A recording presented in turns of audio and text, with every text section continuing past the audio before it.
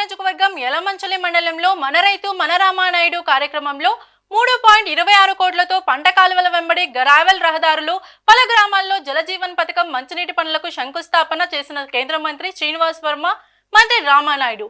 రైతులకు వ్యవసాయ యంత్ర పరికరాలను అందజేసిన మంత్రులు జగన్ 5 ఏళ్ల పాలనలో ఇరిగేషన్ వ్యవస్థను విచ్ఛిన్నం చేసి వ్యవసాయాన్ని రైతులను గాలికి వదిలేశాడు. నేడు చంద్రబాబు నాయుడు రైతులకు అవసరమైన పనులకు ప్రాధాన్యతనిస్తూ ఇరిగేషన్ వ్యవస్థను గాడిలో పెడుతున్నారు. నేడు చంద్రబాబు హయాంలో కోట్లతో పంట కాలువలు, డ్రైన్లు, ప్రాజెక్టులు, రిజర్వాయర్లు ఇలా అన్ని పనులతో రాష్ట్రమంతా ఓ పెద్ద పండుగ వాతావరణం కనిపిస్తుందని అన్నారు.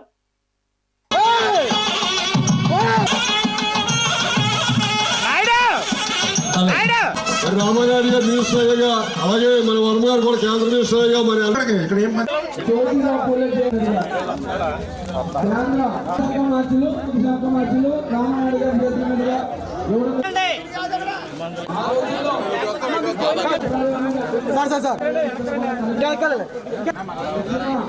నీటి కోసం మన జగన్ మాత్రం నీటి కోసం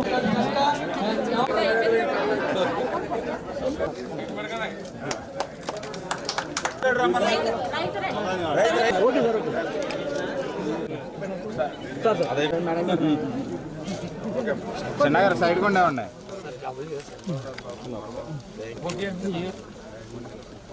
దేనికి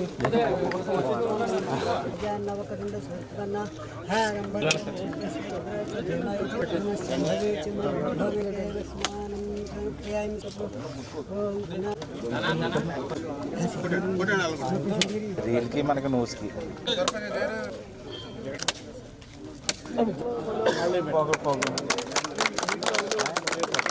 చూడు అని ఒకసారి రాజు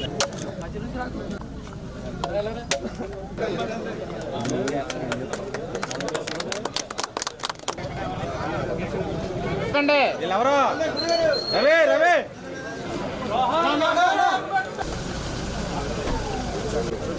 అలా సైడ్ కొన్నాను అనుకోదుగా.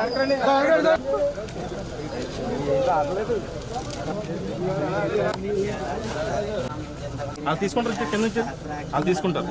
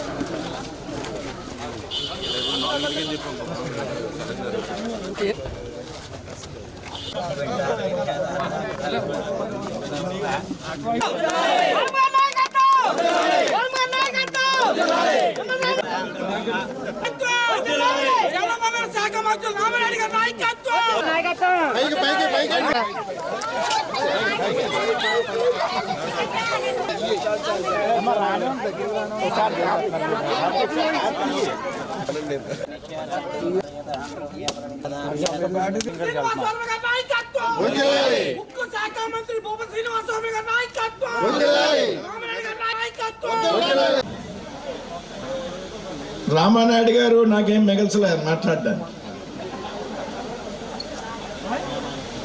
ఏ ఒక్క సబ్జెక్ట్ అయినా మినహాయిస్తాడేమో అనుకుంటే ఆయన మొత్తం అన్నీ కూడా ఏకవరు పెట్టి మాట్లాడేశాడు. నాకు మాట్లాడడానికి కూడా పెద్దగా ఏమీ లేదు. ఇలా రాష్ట్రంలో ఉన్నటువంటి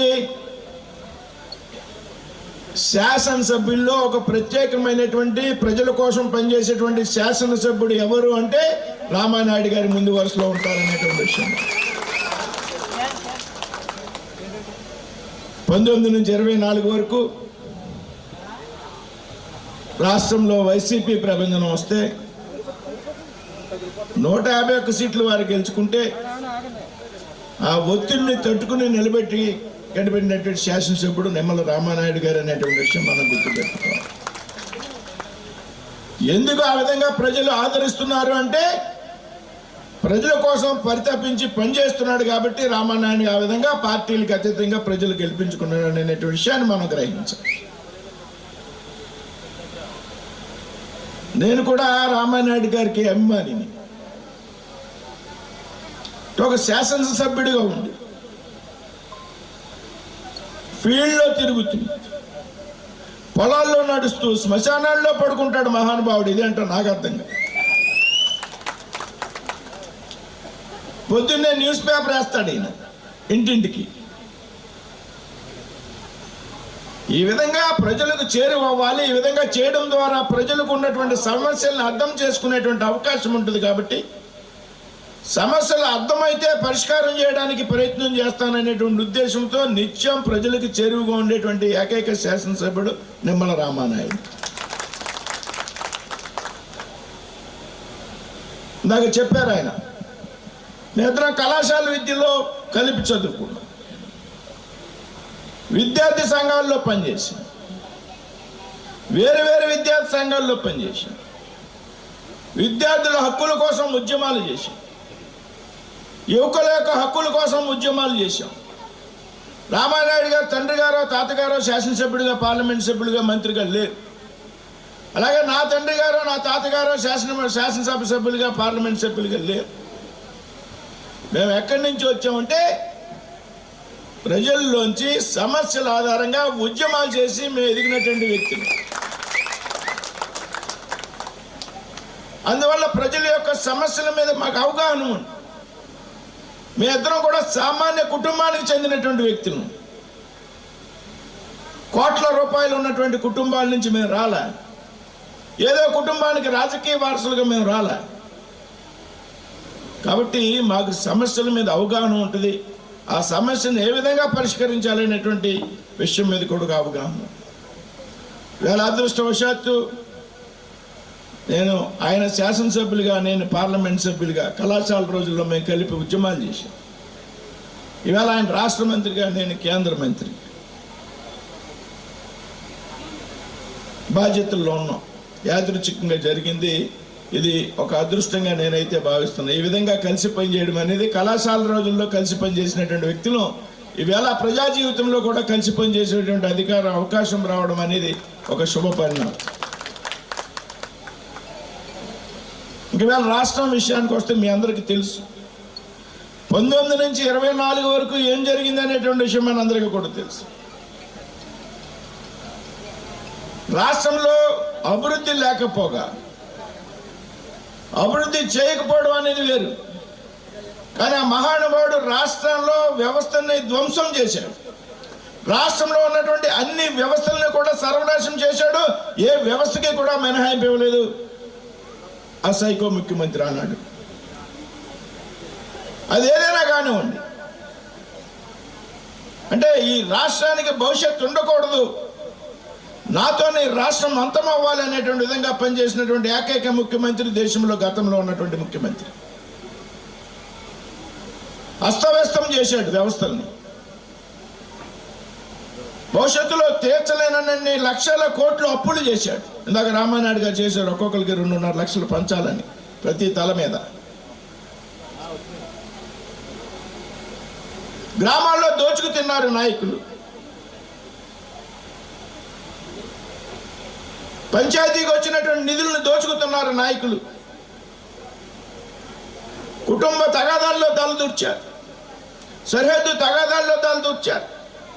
ఆఖరికి మొగుడు పిల్లలకి తొగొస్తే కూడా గతంలో ఉన్నటువంటి పార్టీ నాయకులు వదలలేదనేటువంటి విషయాన్ని మనంతా కూడా గ్రహించాలి. దయచేసి ఇవాళ ప్రజలు పెద్ద ఎత్తున తీర్పునిచ్చారు. ప్రజలు భవిష్యత్తులో కోలుకోలేనంత విధంగా తీర్పునిచ్చారు ఆంధ్ర రాష్ట్ర ప్రజలు. వారిని ముఖ్యంగా ముందుగా మనంతా కూడా పేరు పేరున అభినందించాలి. 50,000, 40,000, 60,000 శాసనసభ అభ్యర్థులకు మెజార్టీ ఇచ్చారు ఎమ్మెల్యేలకి. గతంలో రాష్ట్ర చరిత్రలో, ఈ రాష్ట్రంలోనే కాదు దేశంలో ఏ రాష్ట్రంలో కూడా గతంలో ఆ విధంగా మెజార్టీ రాలేదనేటువంటి విషయం మనంతా కూడా గ్రహించాలి. ఇవాళ రాష్ట్రం అభివృద్ధి పదంలో నడుస్తూ ఉంది అనేటువంటి విషయం కూడా మీరు గమనించాలి. ఇవాళ రామానాయుడు గారు దాదాపు 35 కోట్ల 39 కోట్ల రూపాయలకి ఈ కాలంలో శంకుస్థాపన చేశారు. ఇవాళ దాదాపు 7 కోట్ల రూపాయలకి శంకుస్థాపన చేశారు. జలజీవన మిషన్ కార్యక్రమాలకు శంకుస్థాపన చేశారు. ఏదైతే రైతులు ఉన్నారో రైతులు వారు పండించినటువంటి వ్యవసాయ ఉత్పత్తులు ఉన్నాయో ఆ వ్యవసాయ ఉత్పత్తుల్ని పొలం నుండి బయటికి తెచ్చుకోవడానికి అవసరమైనటువంటి ఏదైతే రోడ్లు ఉన్నాయో ఆ రోడ్లకి వేళ పెద్ద ఎత్తున శంకుస్థాపన చేసింది. రైతు తాను పండించినటువంటి పంటని మార్కెట్కి తెచ్చుకోవాల్సినటువంటి అవసరం. ఏ విధంగా గతంలో వాజ్పేయి గారు పెద్ద ఎత్తున ఏదైతే ప్రధానమంత్రి సడక్ యోజన ప్రతి గ్రామాల్లో రోడ్లు అభివృద్ధి చేశారనేటువంటి విషయం మీరంతా కూడా గ్రహించాలి. ఇవాళ అన్ని గ్రామాల్లో సడక్ యోజన రోడ్లు రామానాయుడు గారు చెప్తున్నారు ఇందాక 2-3 రోడ్లకు శంకుస్థాపన చేసినటువంటి సందర్భంలో. ఇప్పుడు 14లో 15లో 16లో నేనే వేసాను ఈ రోడ్లు ఒకసారి. ఆ తర్వాత ఒక తట్ట మట్టి కూడా పడలేదు, మళ్ళీ వేళ నేను శంకుస్థాపన చేసి మళ్ళీ నేనే రోడ్లు వేస్తున్నాను అనే విషయం ప్రస్తావించాను. అంటే ఈ గత 5 సంవత్సరాల కాలంలో అభివృద్ధి శూన్యం. ప్రయోజనాలను గాలికి వదిలేసినటువంటి ప్రభుత్వం గతంలో. ఇవాళ వచ్చినటువంటి అధికారంలోకి వచ్చినటువంటి ప్రభుత్వం అభివృద్ధి ధ్యేయంగా ముందుకు వెళ్తుంది అనేటువంటి విషయం మనంతా కూడా దయచేసి గ్రహించాలి. రాష్ట్రానికి ఆర్థికపరమైనటువంటి ఇబ్బందులు ఉన్నాయి, ఆర్థికపరమైనటువంటి ఇబ్బందులు ఉన్నాయి. ఖజానా ఖాళీ చేసి వెళ్ళిపోయింది గతంలో ఉన్నటువంటి ప్రభుత్వం. ఎన్ని అప్పులు తేవాలో అన్ని అప్పులు తెచ్చి వెళ్ళిపోయింది గతంలో ఉన్నటువంటి ప్రభుత్వం. ఇవాళ ఆంధ్ర రాష్ట్రానికి రుణం ఇవ్వడానికి కూడా ఎవరు అంగీకరించలేనటువంటి పరిస్థితి. ఒక్క పైసా అప్పు ఇవ్వడానికి ఇవాళ ఆంధ్ర రాష్ట్రానికి ఎవరు కూడా సాహసం చేయడం లేదు.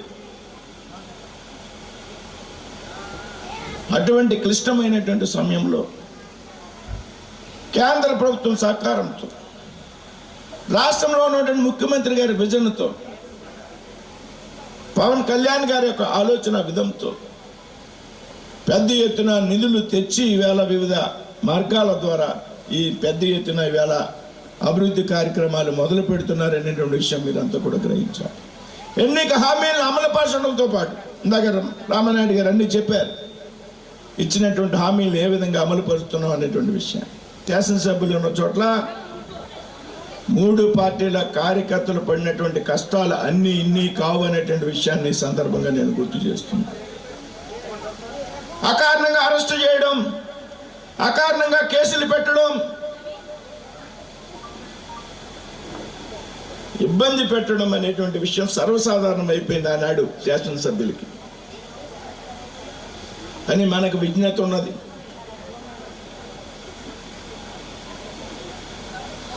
వారిని ఇబ్బంది పెట్టకుండా మనం సమన్వయం చేసుకోవాలని ప్రయత్నం చేస్తున్నాం. సమన్వయం చేసుకోవాలా, ఎన్నికలయ్యాక రాజకీయాలు కాకుండా అభివృద్ధి మీద దృష్టి పెట్టాలి అనేటువంటి ఆలోచనతో మనమంతా పనిచేస్తుంటే ఈవేళ కొంతమంది నాయకులు మనల్ని కవ్విస్తూ ఉన్నారు. ఈవేళ కొంతమంది నాయకులు. నిన్న కాక మొన్న మాట్లాడతాడు కారుమూరి నాగేశ్వరరావు. గతంలో రైతులను ఎర్రిపప్పలు అన్నటువంటి మంత్రి కారుమూరి నాగేశ్వరరావు రైతులను ఎర్రిపప్పలు అని మాట్లాడాడు పబ్లిక్ వేళ మీటింగ్లో. ఈవేళ చెప్తున్నాడు మేము అధికారంలోకి వస్తాం, కూటమి పార్టీకి చెందినటువంటి నాయకుల్ని నరుకుతాం, పరిగెట్టిస్తాం, ఇళ్లలోంచి లాగి తన్నుతాం అనేటువంటి మాటలు మాట్లాడాడు కారుమూరి నాగేశ్వరరావు నిన్న కాకమున్న. ఇళ్లలోంచి బయటికి లాగి తన్నుతాడంట, నరుకుతాడంట. అటేదో గుంటూరు అవతల నుంచి ఒకలా చేస్తాడంట, గుంటూరు యువతలో ఒకలా చేస్తాడంట. ఈ ఎర్రిపప్ప టీడీఆర్ నిధుల పేరుతో పెద్ద ఎత్తున తణుకు మున్సిపాలిటీలో 100 కోట్లు దుర్వినియోగం చేసినటువంటి వ్యక్తి. అవినీతికి మారిపోయారు ఈ ఎర్రిపప్ప. మనం సమన్వయంతో పోవాలి అనుకుంటే మనల్ని రెచ్చగొడితే ఏదో 100 మంది కార్యకర్తలు ఉన్నారు కదా మీటింగ్లో, ఏదో మాట్లాడితే చప్పట్లు కొడతారంటే నాలుగు కోసేస్తామనేటువంటి సంగతి వేళ ఎర్రిపప్పకు చెప్తున్నారు.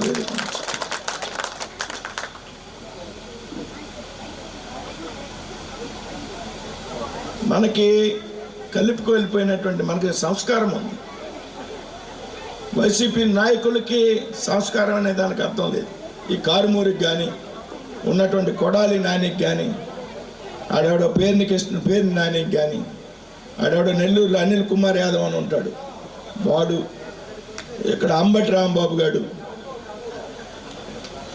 సేమ్ బోతుల్లో ఉంటారు. ఒక్కొక్కడు మనుషులు రక్తం తాగేశారా అనిపిస్తుంది వీళ్ళని చూస్తే. ఇంకోటి ఆడో ఉన్నాడు, ఆడు చదువుకున్న డాక్టర్ శ్రీధరి అప్పుడురాజు, ఆడు అంతే ఆడు పశువుల డాక్టరు, మీరు చదువుకున్నాడు. ఆడు ఈ పశువుల మందని అందరినీ కలిపి ఇంటికి తోలేస్తే ఇవాళ ఈడు మళ్ళీ వచ్చి నరికేస్తాం చంపేస్తాం అంటున్నాడు పిచ్చనా కొడుకు.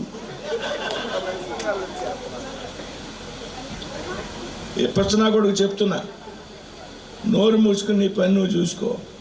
టీడీఆర్ కుంభకోణం నువ్వు అతి కొద్ది రోజుల్లో నువ్వు జైలుకి వెళ్ళిపోవడం ఖాయం. టీడీఆర్ కుంభకోణంలో నువ్వు జైలుకి వెళ్ళి చెప్పకూడదు తినడం ఖాయం చాలా తక్కువ సమయంలో. కాబట్టి పరిధి మించి మాట్లాడద్దు దయచేసి. రాజకీయాల్లో భాష చక్కగా ఉండాలి, సరైనటువంటి భాష మాట్లాడాలి రాజకీయాల్లో. నెక్స్ట్ మంచి మాట్లాడితే ప్రజా జీవితంలో చల్లదు.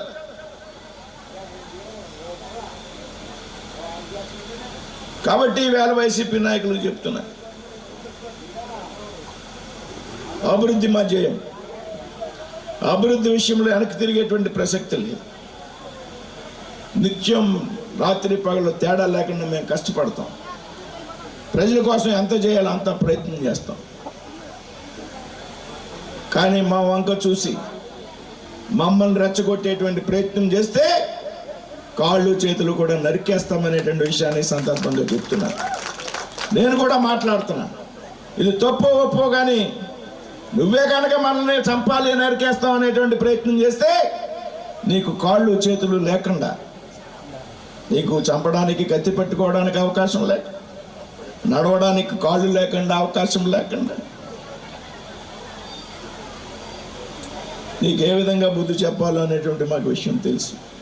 కొన్నాళ్ళు మీ పని మీరు చూసుకోండి దయచేసి. చేసిన తప్పులకు పెద్ద ఎత్తున ప్రజలు శిక్ష విధించారు, భరించండి, బరాయించండి. అన్నీ మూసుకుని ఇంట్లో కూర్చొని టైంకి తిని పడుకోండి. కాబట్టి ఈ విధంగా 20,000 ఓటాడ ఎలమంచిలి గ్రామాల్లో పెద్ద ఎత్తున అభివృద్ధి కార్యక్రమాలు ప్రజలంతా చక్కగా సహకరిస్తారు. రామానాయుడు గారికి ఆయన మీ ఇంట్లో పెద్దన్నలాగా తల్లిదండ్రులకు ఒక బిడ్డలా ఉంటాడు. నేను కూడా ఆయనకు అండగా ఉంటా, ఆయనతో పాటు మీకు అందుబాటులో ఉంటా. రాబోయేటువంటి రోజుల్లో కూడా మీ గ్రామాల్లో సహకారం కోసం నేను ఎంత పెద్ద ఎత్తున నిధుల కోసం ప్రయత్నం చేసి మీ గ్రామాలను కూడా నేను వస్తూ ఉంటా. అంటే నేను కేంద్ర మంత్రికి ఉన్నాను, రామానాయుడు గారు రోజు తిరిగినట్టు నేను తిరగలేను, నాకు అవకాశం కూడా లేదు. వారానికి 4 రోజుల నుండి 5 రోజులు కనీసం ఢిల్లీలో ఉండాలా. 2 రోజులు మాత్రమే నాకు ఇక్కడికి అవకాశం ఉంటుంది. ఈ 2 రోజుల్లో అందరికీ అందుబాటులో ఉండడానికి ప్రయత్నం చేస్తా. మీ గ్రామాభివృద్ధిలో కూడా పెద్ద ఎత్తున ముందు ఉంటాననేటువంటి విషయాన్ని మీ అందరికీ కూడా చెప్తూ సెలవు తీసుకున్నాను. జై హింద్, జై